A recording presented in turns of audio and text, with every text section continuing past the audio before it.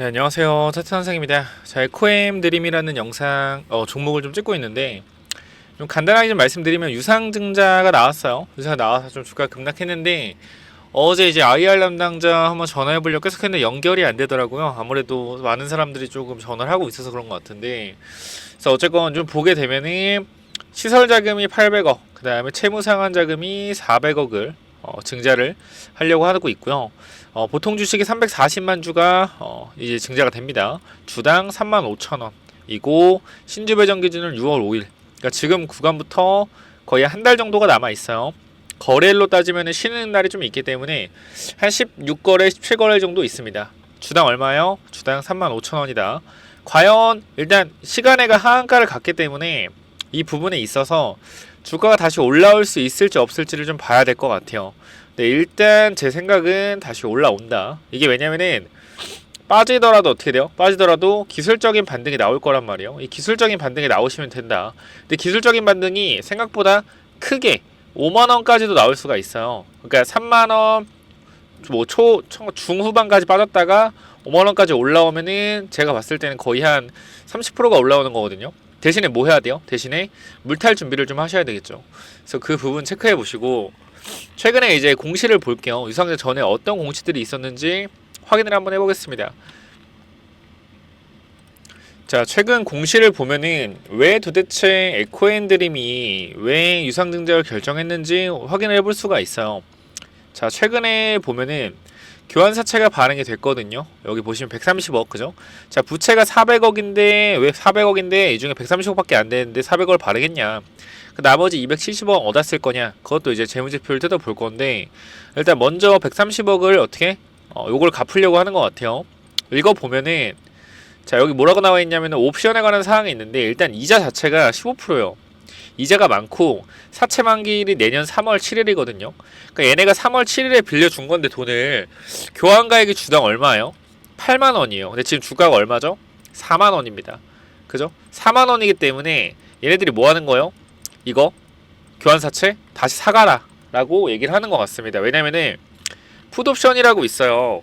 풋옵션이 뭐냐면은 내가 이제 너한테 돈을 빌려주고 교환사채를 받아갔는데 대신에 어느 특정 조건이 발송이 되면은 그때 다시 사가라 라는 건데, 여기 읽어보시면은 발행회사 및 또는 발행회사가 지정하는 제3자는 본사채의 발행일로부터 3개월이 경과한 날, 언제요? 6월 7일이죠. 그죠?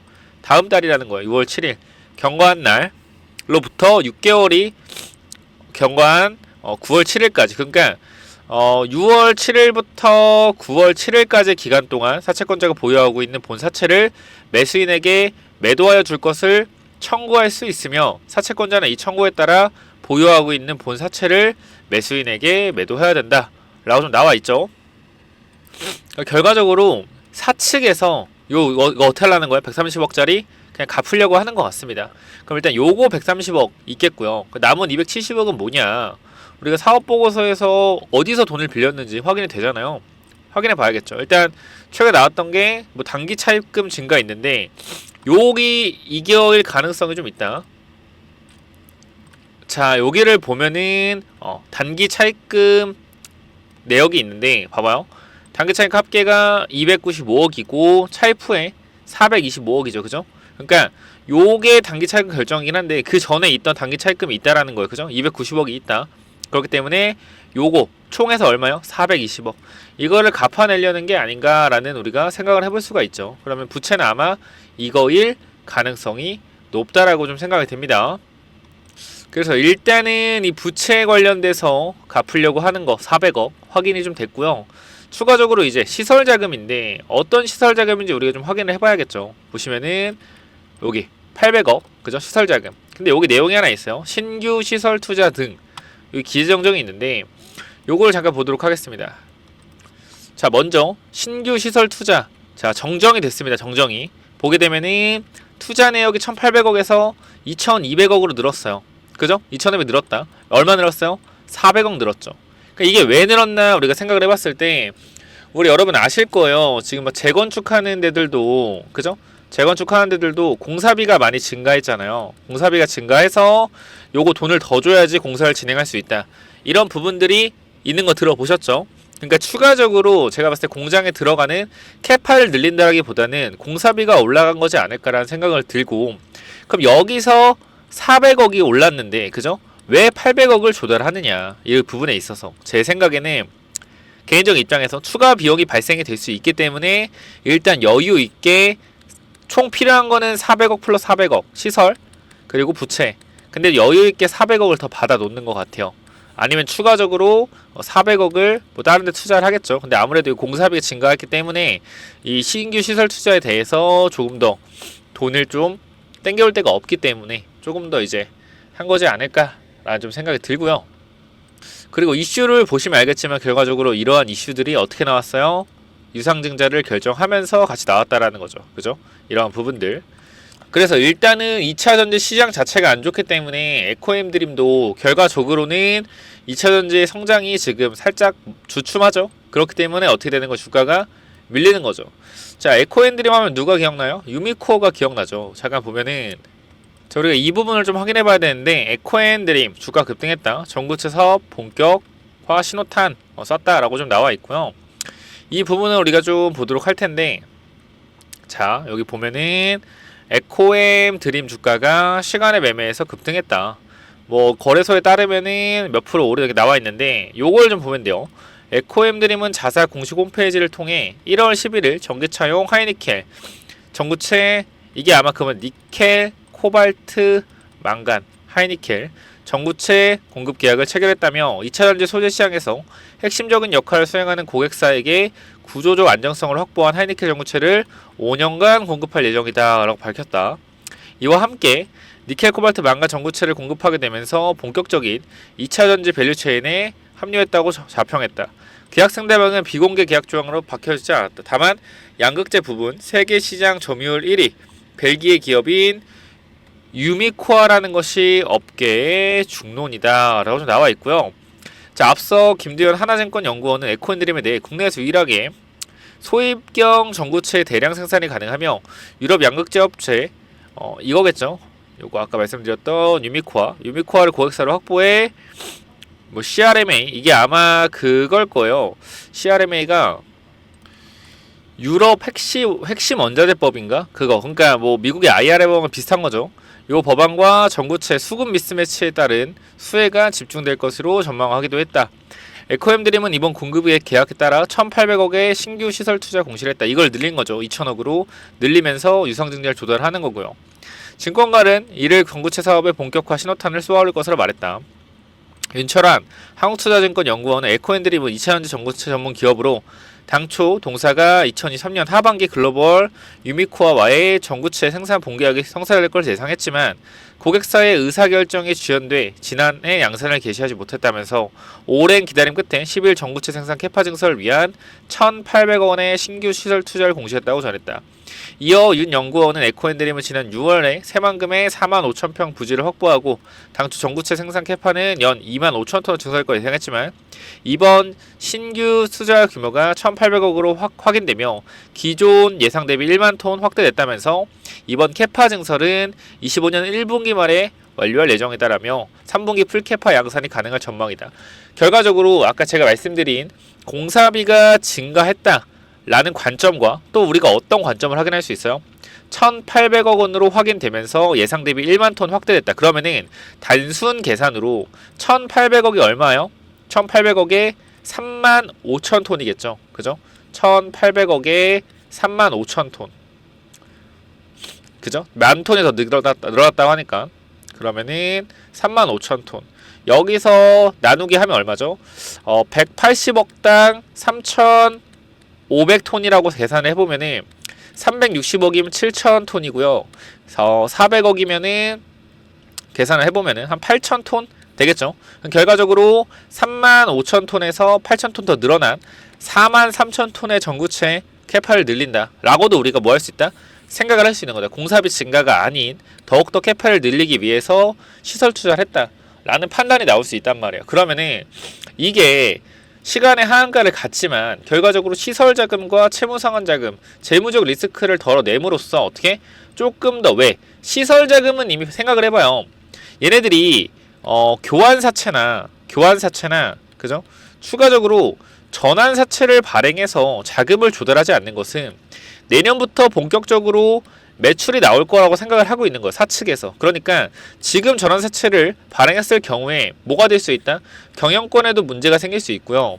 추가적으로 미래에 분명히 좋아질 건데 지금 구간에서 어떻게 사채를 발행해서 추가적인 주식이 상장되기를 원하지 않는 거다. 그래서 어떻게 보면은 진짜 에코인들이 공부 열심히 하신 분들은 오히려 이번 유상증자가 기회가 될 수 있겠죠. 저는 근데 이 회사를 정확하게 잘은 모릅니다. 지금 여러분들이 물려가지고 힘들어 하시다길래 한번 조사를 해봤는데 나쁘지 않은 것 같아요. 결과적으로. 어쨌건 캐파를 늘린다는 것 자체가 유미코아 쪽에서 얘기한 걸 수도 있고 더 캐파 늘려줄 수 있냐 이런 부분에 대해서. 그래서 돈 같은 거, 그러니까 사실 유미코아에서 유상증자가 들어오면 정말 좋았겠죠. 근데 그런 부분이 사실 쉽지가 않은 부분이 있으니까 이런 부분에 있어서 유상증자를 발행했다 라고 좀 보시면 될 것 같고요. 추가적으로 이게 이제 시간의 상한가를 가면서 주가가 어디로 갔냐, 39,850원으로 갔죠. 이거 체크를 해봐야 돼. 39,850원 그거 봐야겠죠. 39,850원 어디냐 했을 때 여기죠. 이 구간. 자, 여기입니다. 여기 뭐요? 지지선 구간. 그리고 여기서 만약에 내려온다고 하더라도 거래가 터지면서 지지받았던 구간이 어디예요? 여기잖아요. 이 구간. 그죠? 그러니까 우리는 이 구간까지 내려올 걸 일단 생각하면 돼요. 얼마? 36,000원. 선생님 이게 무슨 말이세요? 이렇게 재수없는 소리 하세요. 하겠지만 기본적으로 내려올 수 있는 자리를 알고 대응해야 된다. 제가 여러분께 항상 말씀드리죠. 누가 여러분 머리를 칠 건데 알고 기다리냐 아니면은 그냥 누가 치냐. 그러니까 묻지 마. 그러니까 내일 내가 내가 목요일에 너 분명히 때린다. 여기까지 때릴 거야. 라고 알고 있는 것과 너가 내일 아무런 대응도 안 했는데 여기까지 때리는 거랑 쉽게 얘기해서 이렇게 할게요. 내가 목요일에 너 때릴 거야 얘기를 했어요. 분명히 얘기를 했어. 때릴 거라고. 화요일에 얘기했어.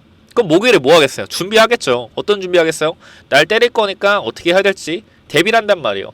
근데 내가 누군가가 목요일에 널 때릴 거야 라고 언제를 안 했다라고 했을 때, 그죠?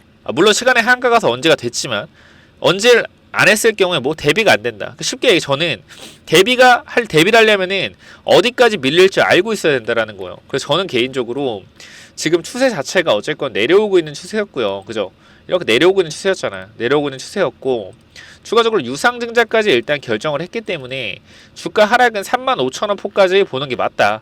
그럼 저라면은 사실상 이 구간에서 내려오면은 뭐 하겠어요? 신규 진입 타점을 볼 것 같아요. 근데 얘가 반등해도 이렇게 바로 반등하긴 힘들 거란 말이야. 반등이 힘들 것 같아요. 근데 우리가 좀 생각을 바꿔보면은 얘 같은 경우에 개인적인 입장에서 시설 투자를 하는 거고 캐파를 증설하는 거잖아요. 그러니까 이 부분에 있어서 분명히 호재로 작용될 수 있는 부분이 분명히 있거든요. 왜냐하면 아까 제가 말씀드렸지만 공사비 증가가 아니라고 했을 때 아니면 그럴 수도 있죠. 공사비 증가할 수도 있고 진짜 캐파 증가할 수도 있는데 만약에 여기서 400억을 더 투자했다. 그럼 아까 이 3.5톤에서 어떻게 4.2만 톤 4.3만 톤이 되는 거다. 근데 이 이슈를 지금 아무도 생각을 안 하고 있단 말이야. 그냥 공사비 시설 투자 자금만 늘린다라고 악재다 생각하고 있는데 이게 만약에 뉴스로 나오면은 뭐예요? 더 캐파가 증설돼서 더 실적이 잘 나올 수 있다는 부분이 부각될 수 있다고 사측에서 뉴스를 내면은 그럼 어떻게 반등할 수 있다라는 거예요. 이러한 부분도 우리가 생각을 해봐야 돼. 분명히 무조건적으로 나쁜 건 맞지만 반등할 수 있는 기회가 분명히 나올 수 있는데 저는 그렇게 생각해요. 지금 구간에서 눌렸을 때 뭐 해야 된다? 물탈 준비를 해야 된다. 왜? 지지선이 일단 눈에 보이기 때문에 이런 지지 구간에서 지지를 받아주고 나서 올라갈 가능성이 높단 말이에요. 그러니까 먼저 하락을 하고 나서 바로 물타는 게 아니라 하락을 하고 거래가 줄어드는 부분이 있을 거예요. 우리가 일단 35,900원을 보고 있는데 솔직하게 말씀드리면 조금 더 밀릴 수는 있겠죠. 근데 일단은 이 구간에서 신규 진입도 가능합니다. 저는 그렇게 생각해요. 신규 진입도 가능하다. 추가적으로 얼마나 밀리는지에 따라서. 그러니까 이거는 타점을 잡아가도 신규 진입으로 먹기 괜찮다라는 거예요.